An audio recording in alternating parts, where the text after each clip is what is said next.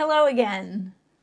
Okay, hello everyone. So I think there's something that all of us have experienced in our business at some point, especially as small brands. And I've even experienced this myself as a brand consultant. I mean, I started my first business as a brand identity designer back in 1998 when really visibility was difficult. I mean, you didn't have you had a website, maybe, but it was really hard to drive traffic to that. Like there wasn't a lot of people getting online looking for you. And then after reinventing my business about 8 years ago, same thing, starting over from scratch, right? So the business that you built was probably built out of passion, I suspect. I mean, it was for me. You've seen that there's a need or a want for your product or your service, right? So you create this thing, right? Whatever it is that you're creating, and you put it out there. And then you perfect it. You iterate on it. You listen to feedback from your customers or your clients, and then you put it back out there again, right? That's the whole process. And then there seems to be a group, a community sometimes that embraces what you do. They want to support you. They buy your product or your service or whatever offering you have. And that feels so good. It feels so good to connect with those people. But you might also be seeing there's a gap. Some people don't even know your brand exists. And these are the people that actually need or want what you offer. And if they don't know you exist, all the hard work and passion you put into that product or service, sadly, none of that matters. So some of this is because when your ideal client is searching for exactly what you offer, they might find a big box store first, right? They might find a bigger brand first. They don't know you, right? Or there are so many brands out there that do what you do and offer what you offer that it's hard to distinguish. It's really hard to distinguish their offer from yours, right? How does someone even make a choice in this situation, the right choice for them to buy your product or service? So it's not because what you offer isn't good enough. It's not because you haven't worked hard enough on the marketing tactics or the strategies to build the communities, because you probably are. You've probably worked with influencers, you've probably posted content to be more visible, and yet you still feel invisible. So here's the thing, competing with bigger brands is hard. Competing in a saturated category is hard. I know this. My first love and passion was designing logos. Do you think that there's not 100 billion logo designers out there?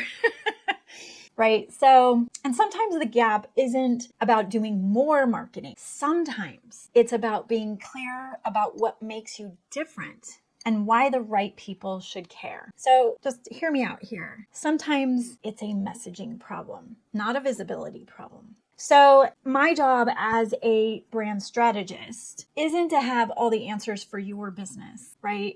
All of those answers exist inside of your head. But as a strategist, it's my job to help you ask better questions so you can find the right answers for you. And I know this sounds all nebulous and everything. So I'm not going to give you tactics here though. You're probably already ahead of the game there with marketing strategies you have. I don't know your brand like you do, and I don't know your customers either. But what I'm going to do is give you 2 frameworks that help you uncover what makes your brand different and how to communicate that difference in a way that actually helps people find you. So let's get started on that. Okay, framework number 1. Okay, so framework number 1, I call this the local coffee shop test. Hold that thought. I'm going to write this down for you. Okay, so I call this the local coffee shop test. So I want you to actually do this exercise, and you can pause the video if you need to and grab something to write with. I'm going to give you an example so you can see what you need to do. All right, so I'm going to use a local coffee shop as an example so you can see how this works. So I'm going to use a local coffee shop versus Starbucks as an example so you can see how this works. Then you're going to do the same exercise for your brand. So in your version, one column, we're going to make 2 columns, right? So in your version, one column will be the big player in your space, whatever that is. For my example, it'll be Starbucks. So we're going to put Starbucks in the first column. Okay. And then the other column is your brand. So whatever your brand is. Just put my brand, okay? All right, so pause here and draw those two columns for your brand and the big player in your space. Then come back and I'll walk you through the example. Okay, so now some people will always choose Starbucks, right? And that's fine. Just remember, those aren't your customers. Your customers are the ones who choose the local coffee shop, right? But the question here is, why? Why do they choose you? Okay. So what does Starbucks have that makes people choose them? Let's think about this. Well, so they're everywhere, right? So they're convenient locations because they're everywhere. You can find a Starbucks pretty much on every corner, it feels like. So what's another thing? So they're always the same. They're a consistent, predictable experience. Okay, so we're going to write that. Consistent and predictable.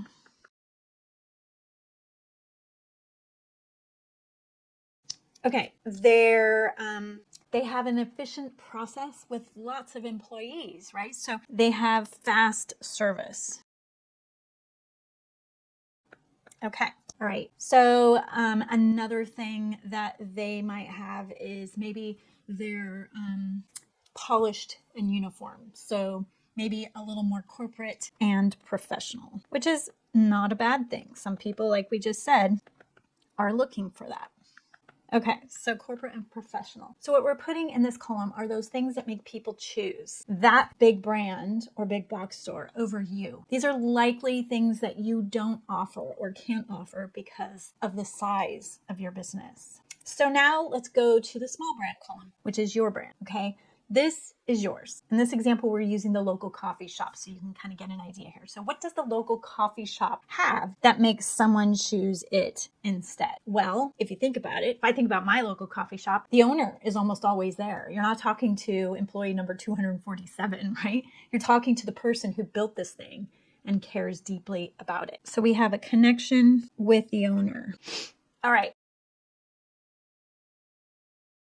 What else do we have? Well, so let's think about this. So in this situation, a customer could mention to the owner that they wish they had oat milk, right? And then it's there next week, right? Try getting a large corporation or large brand or box store to change like that based on your feedback. So there's immediate adaptation.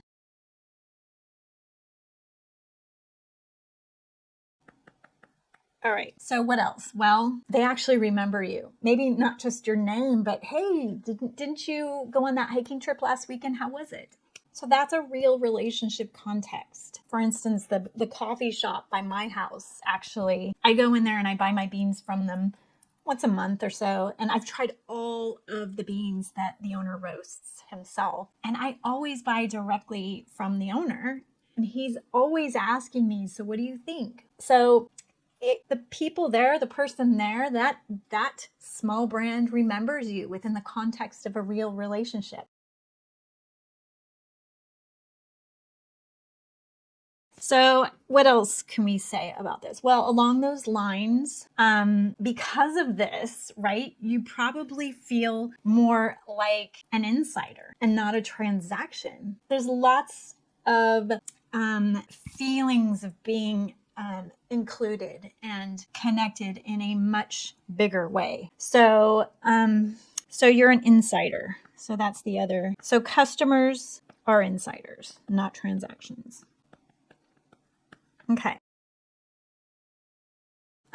So now that we've written these things down, do you see the difference? Starbucks wins on scale and efficiency, right? But the local coffee shop, their smallness is actually their superpower. They have a unique connection directly with their customer, which is a powerful relationship. And because you're small, you can know people deeply and you can change quickly. You can make someone feel like an insider and not a transaction number. Now, here's why this matters for a visibility problem, right? So when you're trying to compete by talking about the same things the big brands talk about, right? Quality, durability, innovation, or if you're service-based and you offer similar product processes or packages, right? You feel invisible, and you probably are invisible because when you're talking about the same thing, you sound the same, but the business that can talk louder and has bigger budgets, will always be heard first. But when you talk about what only you can offer because you're small, that's when people pay attention, because that's different, right? It's what sets you apart.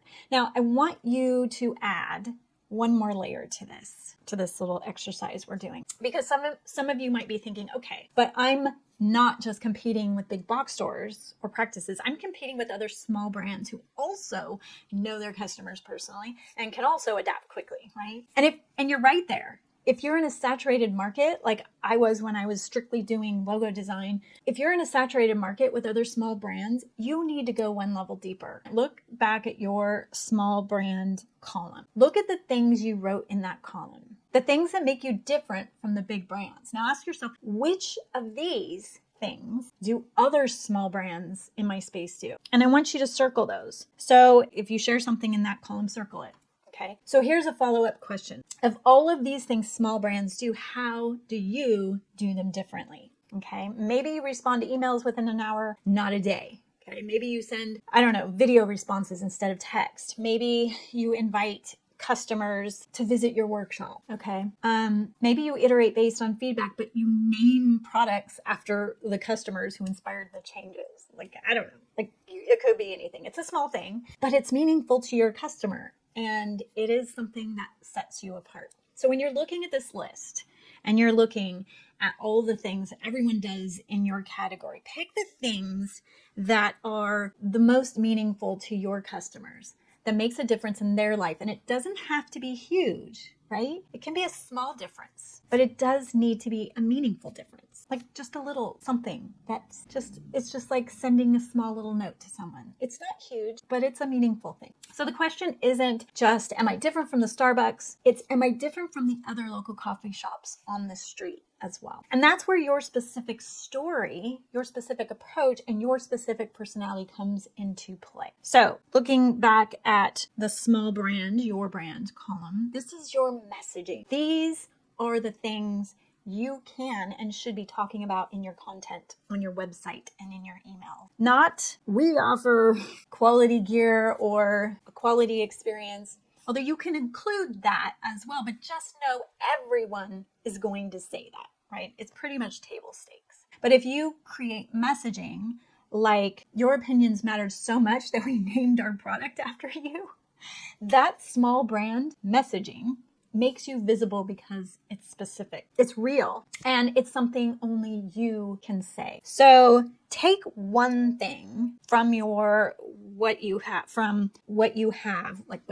list, from your small brand list, and create content around it. Just one thing. Post it on Instagram or Pinterest, or share a story, write an email. And yes, to be visible, you gotta be somewhere where people can see you. Whether that's Facebook or Instagram, Pinterest, YouTube, whatever it is, just pick one place and be consistent about posting content there. Usually you want to pick the place where your customers are, but make it real. So make this content real. Make it personal. Show them you're the local coffee shop, not the Starbucks, right? Because that's how you become visible, by saying something only you can say. Which leads us to framework number 2.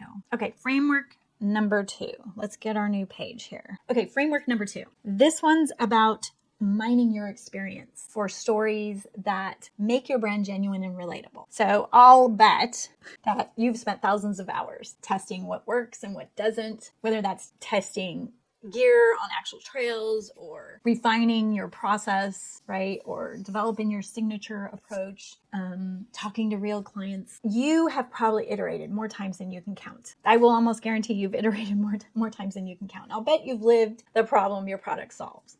When it comes to your marketing, you might be sharing some of that. Maybe you've told your founder's story. Maybe you post behind the scenes content, tours of your workspace, stuff like that. And that's great. That's a great start. But here's what I notice that I wish more small businesses and brands would talk about. The detail you spent weeks getting right, like that one small detail on your product or service or offering that most people would never notice, right? That's a specific moment. And those specific moments, those iterations, the failures, those stories, a lot of brands aren't telling them. And I think I know why. because sometimes it can feel a little vulnerable to talk about what didn't work. It feels like maybe people won't care about the tiny details you obsessed over. It feels a little maybe self-indulgent to share the whole messy process, right? But here's the thing, your lived experience, the real specific messy parts, is what makes your brand different from the big brands, right? And it's also what makes you different from other small brands. The big brands can copy your product, right? They can copy your service offering, they can mimic your process, but they can't copy your 10,000 hours, right? This is what I call it. They can't copy the specific moment on mile 47 when you realized the hip belt was wrong, right? On your backpack. They can't copy the client conversation that completely changed your approach, right? They can't copy the failure that taught you what not to do. So let's uncover those stories. So this is going to be what we're going to do in the second framework. I call this the 10,000 hours story bank.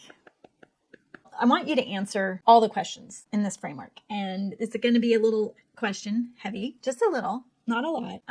But you can pause the video if you'd like to answer the questions. I'm going to write the questions down and then you can pause the video. So question number 1 is, what problem did you discover that no one else was solving?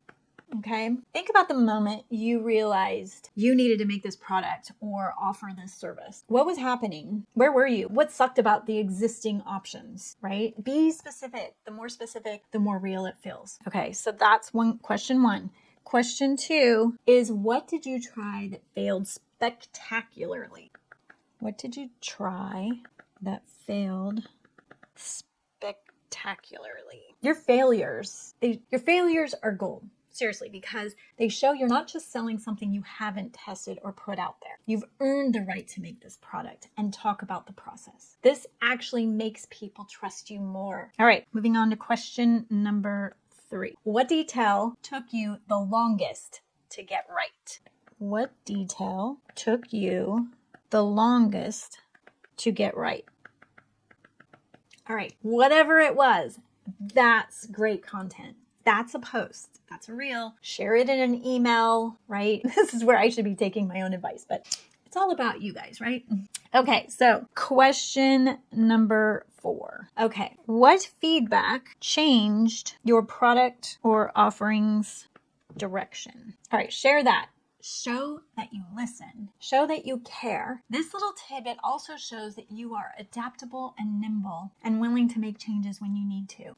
Okay, question number 5. And lastly, what do you know now that you wish you knew when you started? So what do you know now that you wish you knew when you started? Okay, this is your wisdom. Share it. This positions you as someone who's done the work, and you're someone who can be trusted.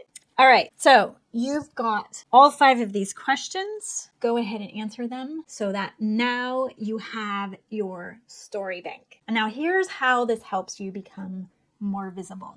Think of these stories as your content strategy, right? When you share the problem you discovered that no one else was solving, right? That's a post that attracts people who have the same problem. And when you share the failure that taught you something, right? That's content that builds trust because it shows how you genuinely cared about the challenge and figuring it out. And when you share the detail you obsessed over getting right, you're showing them the hours you spent, the iterations you went through, the care you put into something most people might never notice, right? That demonstrates quality in a way that marketing speak, words like premium or high quality, really can't. So now you have a bank of content from your lived experience.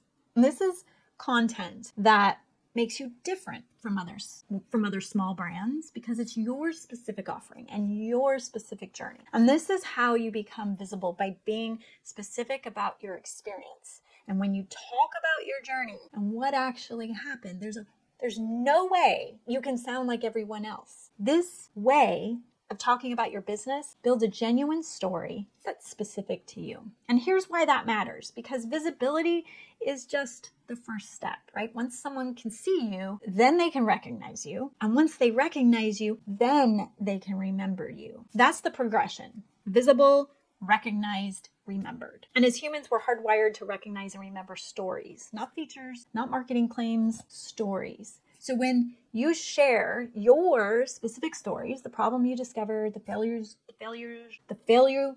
failure you learned from, the detail you obsessed over, you're not just creating content, you're moving through that progression. You're becoming visible, then becoming recognizable, and then memorable. And that's how small brands build trust and get found. So pick one of these questions this week, answer it honestly, turn it into a post, a story, an email, just get it out there, right? Then do it again with another question next week, and then rinse and repeat till you've gone through all the questions. So these two frameworks, the local coffee shop test and the 10,000 hour story bank, they're designed to help you answer the right questions about your brand so you can create messaging that makes you visible, recognizable, and ultimately memorable. If you want help working through your positioning, your message, your differentiation, I have a brand strategy workshop that walks you through exactly that. And I'll include links to that in the description. Anyway, that's it for today. Thanks for watching. Now go tell your story.